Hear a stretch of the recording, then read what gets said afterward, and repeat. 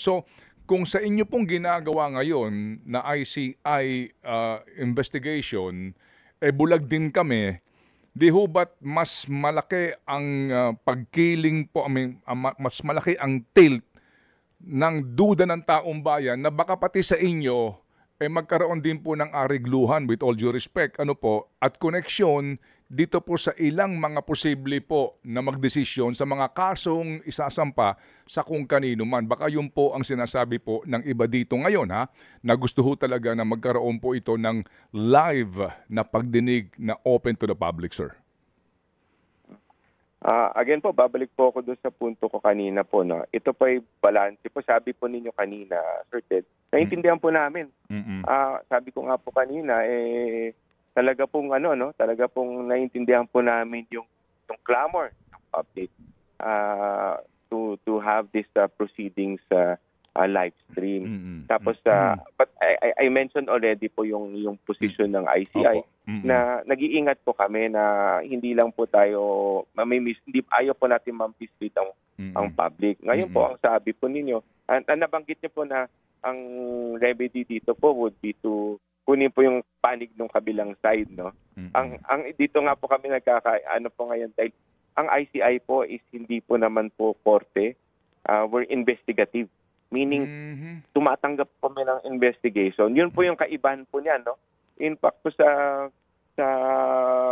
mga, let's say po, para sa mga kapulisan, ito naman po hindi open to the public. Kunyari po, yung akusado, kanilang ini-invite for questioning or for interrogation.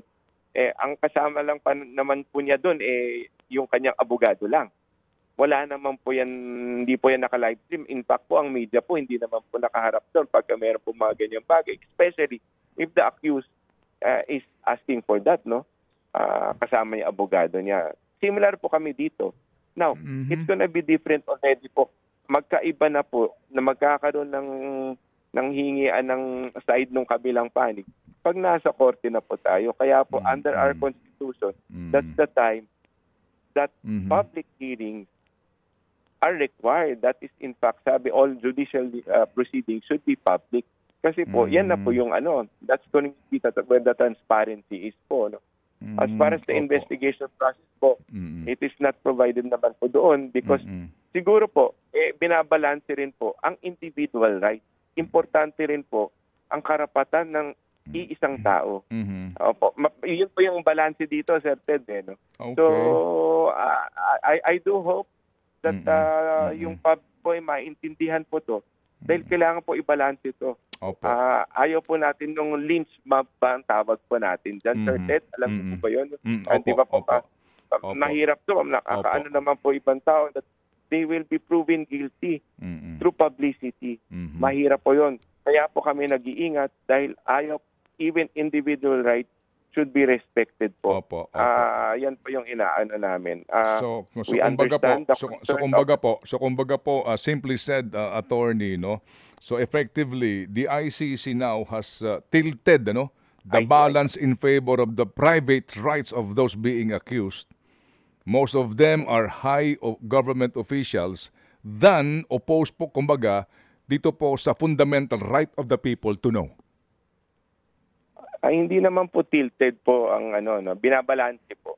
Binabalanse because how can it be balanced how can it be balanced kung ang inyong desisyon is mas galangin? Kasi naintindihan ko sagot nyo mas ginagalang po ninyo ang karapatan ng private rights ng bawat individual, kaya po hindi to dapat maisapubliko. So definitely po, ang desisyon ngayon ng ICC, kung kaya nyo po itong idepensa at ipaglaban, is that ito pong mga inaakusahan dito ay ang iba dito matataas na opisyal ng gobyerno. Opo, vis-a-vis the right of the public to know what's going on. So you are now, on the side, you are tilted on the side of the rights, private rights ng mga sinasabing respondents. Binabalanse lang po ng ICI, Sir Ted, ang rights ng individual po at saka po yung concern ng taong bayan to know or to have transparency. Mga kapatid, brothers and sisters, saan ka pa? Dito na tayo sa totoo. Dito na tayo sa True FM. Mga kapatid, mag-subscribe and follow po kayo sa social media accounts ng True Network PH. Yan po kami. Hanapin nyo lang True Network PH, Facebook, Instagram, YouTube, TikTok, and podcast. Mapa Apple or Spotify man yan, mahahanap nyo kami. Lahat ng mga napapanood at napapakinggan nyo po sa programa, nasa social media accounts namin yan. So, paano mga kapatid? See you sa social media!